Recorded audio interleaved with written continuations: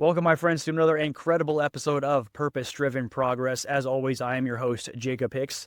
And I got to tell you guys, I am really excited for you guys to be my guest. I have Nick Dutson. He had a journey. It's really, honestly, it's a masterclass in adaptability and perseverance. He started from knocking on doors, selling home security and pest control, to diving into tech sales and custom software.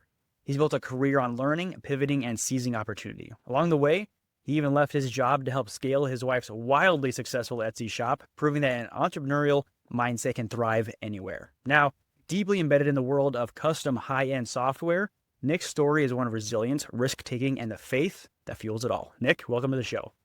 Thanks. Thanks for having me. I really appreciate it.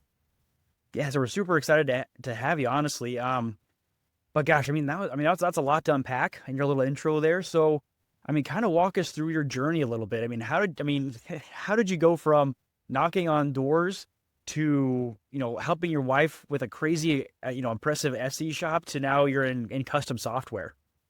It's been it's been a ride. There's a lot there. But really what it comes down to kind of for me is having an open mind and being open to opportunities. Um, I started, I was young, just fresh out of high school when the sales bro, contacted me and, Yep. hey man, you want to make, 50 grand this summer? And, that was 2006 and 50 grand was a lot of money. And I Yep. said, yeah, like, obviously I want to do that. And, I didn't know anything about sales at that point. That was my first intro to sales. And, but I loved it and hated it. Yeah. It's a love-hate Yep. relationship a lot of times. Yes. But it kind of taught me that there's success to be had in sales. And I am entrepreneur at heart. I know I'm working a real job right now, but it's I love small business. I love doing my own thing.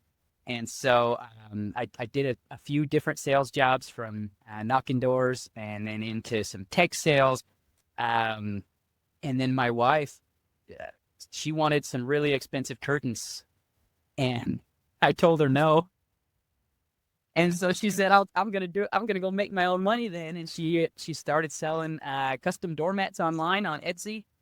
And it just, we hit it at the right time and it took off. She took a couple of classes to learn how to do it. And it just took off to where she out-salaried me at my tech sales job.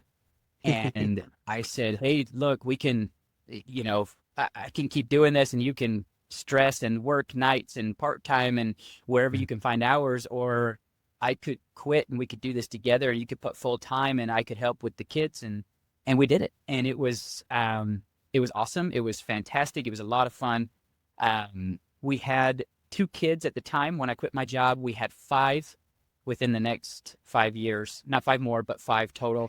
And so it changed. A lot of things changed in those 5 years as well on a family level. And so we pretty much made the executive decision to have her kind of go back to mom. Economy was tanking a little bit too, so sales were struggling anyway. And so we thought, you know what, let's go back, switch it up again, and let her be mom and let me go make some money. And so here I am now at Red Sky and loving it. I love it, man. I love it. So because there's a lot to unpack there. Again, I want to talk about some sales stuff, but I have a confession to make, Nick. I know you're, a doormat connoisseur, everything there is to know about doormats. Absolutely. So I've lived in my apartment I was just thinking about this morning, like 3.5, 4 years now. Okay. And the doormat, the welcome mat that I have outside my door is the one that was left over from the previous occupant. Hopefully you won't hold that against me too much, but I said I had to get that off my chest. I will not hold it against you, but we've got some leftovers. So if you want to cover some shipping costs, we'll ship you out a fun one. I'll send you some pictures afterwards. Ooh, okay. Well, you might be able to talk me into that. All right. So I want to talk some sales stuff here, because honestly, your journey and my journey are kind of similar. Where I feel like if you're interested in sales at all, unless you're maybe on the luckier side, everybody kind of falls. I don't know if victim's the right word, but we're all susceptible to that sales bro, where the guy's like, hey man, like, you can do this. You can make $1 million in 2 days just doing zero work, right? Yeah. And like, I mean, I've been there, and obviously I know that you've been there, but I want to talk about like, I mean, I did a lot. I don't know if I told you before we chatted, but my very first sales job, if you want to call it this, was door-to-door sales too.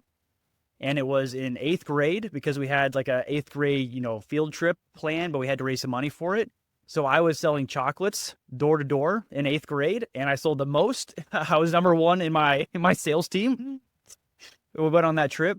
But I've done like the real life, door to door sales stuff, and I mean, it's a hard road to trot.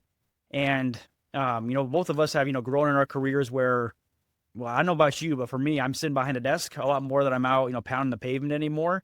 I mean, but I do really believe that like pounding the pavement, like retail, like some of those things are like a really, really great way to cut your teeth, particularly early on in sales, because you have to have some of that trial by fire. So, I mean, do you feel like there's like some really big lessons that you learned early on from that door-to-door experience? Yeah, yeah, absolutely. And I 100% agree with you. Anybody that I meet that's graduating high school or early in their, college career, I recommend going and doing it. Yeah. And I obviously give them some tips and tricks because I did learn firsthand that very first summer, right? I went out knowing nothing, and I was selling home security in Cleveland, Ohio. And I went out there and just essentially did what I was told. Hey, the manager trained me. He said, hey, this is what we're selling. And unfortunately, his advice was not good, and his training was terrible. In fact, he and the regional manager both ended up fired and put on like a blacklist for door-to-door companies because of how they were selling. And that's what they had taught me to do. And it was dishonest, and it was not great. But I learned a ton from it, right? I learned, so little backstory, I'll tell you kind of what it was, but we were selling home security. And they said, hey, anybody that's already got a home security sign in front of their home, just knock on the door and tell them you're from their home security company.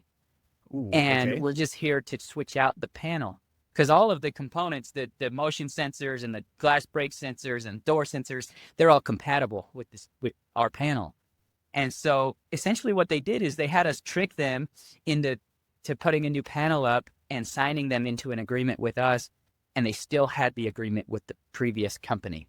Rather than being honest and saying, hey, we've got a better panel and a better system, and we can get you a few more, sensors, they just essentially said, hey, slip in there and get them. And at first, I'm a really naive person, and that's on me, right? I get that. But I was just like, sounds good to me. That sounds easy. Like, just go switch out the panel. I didn't realize the implications, right? Of, oh, now they've got two services that they're paying for, and they're probably in contract with the first one. They cannot get out. Now they're in contract with us, and they also can't get out. So I have essentially just screwed someone. And that hit me hard, right? When I realized what was happening after I did it a couple of times, I was like, hold up, this is not okay. But what I learned is that it doesn't matter how terrible you're trained or how hard your job is. If you're honest and trustworthy, you're going to find success. And that's essentially what I did in that situation. I called my dad first, right? I said, Dad, hey, I don't think I can do this. Like, this is not okay. And he said, well, you can just sell it the right way, right? Like, you don't have to sell it that way. And I was like, yeah, I guess.